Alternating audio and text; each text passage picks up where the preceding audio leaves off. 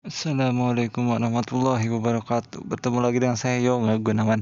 Insya Allah pada kesempatan kali ini kita akan membahas mengenai difusi dan osmosis, namun secara singkat saja ya. Nah, difusi merupakan pergerakan partikel, namun bisa juga molekul, gas, atau cairan dari konsentrasi yang tinggi ke konsentrasi yang lebih rendah hingga tercapai suatu kesetimbangan. Nah, jadi di sini kalau pada difusi itu dari yang konsentrasi tinggi ya ke konsentrasi yang rendah. Nah, konsentrasi tinggi itu bisa disebut hipertonik ya, kalau yang konsentrasi rendah itu hipotonik, atau kalau secara ininya ya, hipertonik itu adalah misalnya ada larutan yang pekat ya, yang pekat, P aja simbolnya.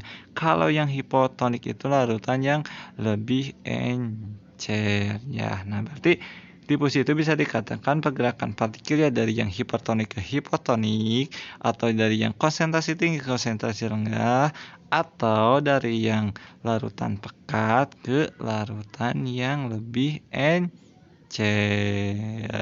Namun tetap nanti akhirnya adalah akan mencapai suatu kesetimbangan ya.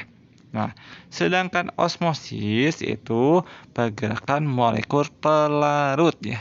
Biasanya pelarutnya itu air ya, dari larutan dengan konsentrasi rendah ya, konsentrasi rendah atau yang hipotonik ke konsentrasi yang lebih tinggi atau hipertonik melalui selaput selektif permeabel. Nah, kalau di sini ada selaput selektif permeabel ya. Nah, lalu juga di sini yang bergeraknya itu air ya, bukan molekul atau partikelnya tapi air ya. Nah, atau bisa dikatakan juga ini pergerakan air dari yang ini yang tanda tadi yang hipotonik itu dari yang encer atau lebih banyak airnya ke yang lebih pekat ya. Nah, itu bukan hipotonik, osmosis ya. Jadi osmosis itu adalah pergerakan air ya dari yang encer ke yang pekat, atau dari yang hipotonik ke yang hipertonik. Oh iya, ini salah nih. Ini tandanya kalau hipertonik itu kan ke atas, artinya lebih tinggi ya, hipertonik. Nah, di sini ada skema nih untuk lebih memahami antara peristiwa difusi dan osmosis. Nah, ingat ya, bisa di sini ada sebuah, dalam bawah itu ada larutan ya. Larutan itu dipisahkan oleh membran atau sekat. Namun kalau pada difusi itu membrannya yang masih bisa dilalui oleh partikel atau molekulnya. Sebelah kiri, misalnya ini sebelah kiri saya ya, ini sebelah kanan. Nah, sebelah kiri lihat, karena banyak partikel ya atau banyak molekul, maka ini bisa dikatakan larutan yang hiper ya, hiper ya. Kalau yang kanan ini karena sedikit zat terlarutnya ya, maka ini dikatakan hipotonik ya, hipotonik karena sedikit zat terlarutnya. Atau ini mah yang hiper itu yang lebih pekat ya, kalau ini mah yang lebih encer atau banyak airnya. Nah, kalau pada peristiwa difusi ingat yang bergeraknya itu adalah partikel atau molekul ya, dari yang konsentrasi tinggi. Ingat mana yang konsentrasi tinggi? Nah, yang ini ya, konsentrasi tinggi ke konsentrasi yang lebih rendah. Maka nanti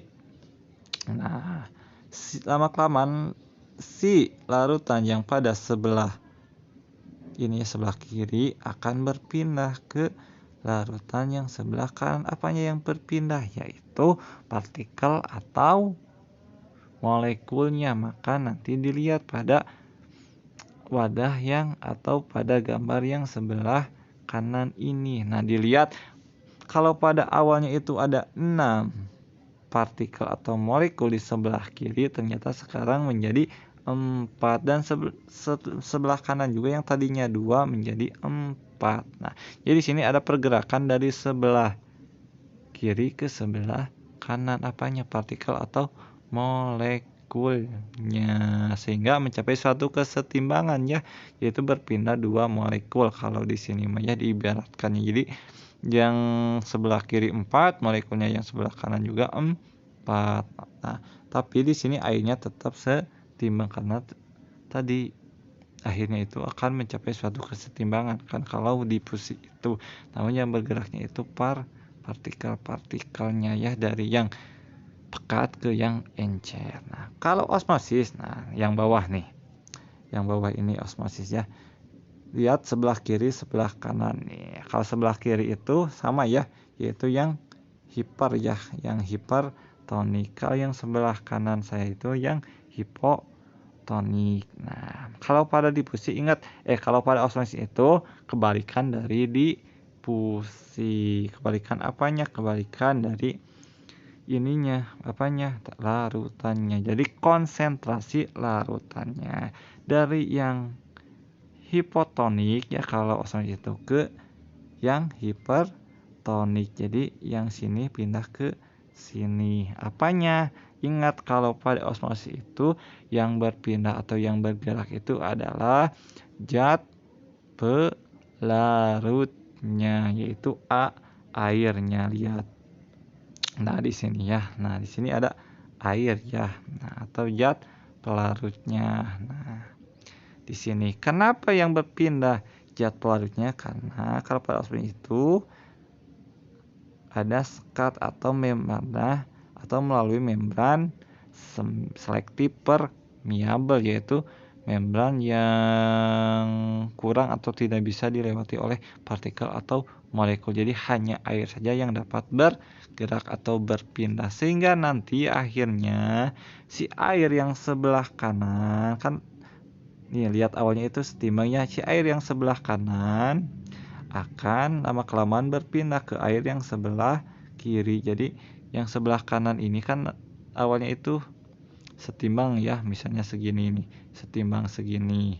Tapi lama-kelamaan karena terjadi peristiwa osmosis, maka air yang sebelah kiri itu akan berpindah ke sebelah kanan atau sebelah kanan itu berpindah ke sebelah kiri atau dari yang hipotonik ke hipertonik. Maka akhirnya nanti lihat nih keadaan airnya yang sebelah kanan saya itu menjadi menyusutnya segini airnya, sedangkan yang sebelah kiri saya menjadi banyak airnya. Nah, seperti itu. Jadi ada perpindahan air dari yang hipotoniknya ini kan hipo yang sedikit zat terlarutnya ke yang hipertonik ke yang banyak zat terlarutnya. Nah, itu untuk osmosis. Jadi osmosis itu dari pergerakan air ya, pergerakan air dari yang hipotonik ke hipertonik. Nah, mungkin cukup sekian penjelasan dari saya.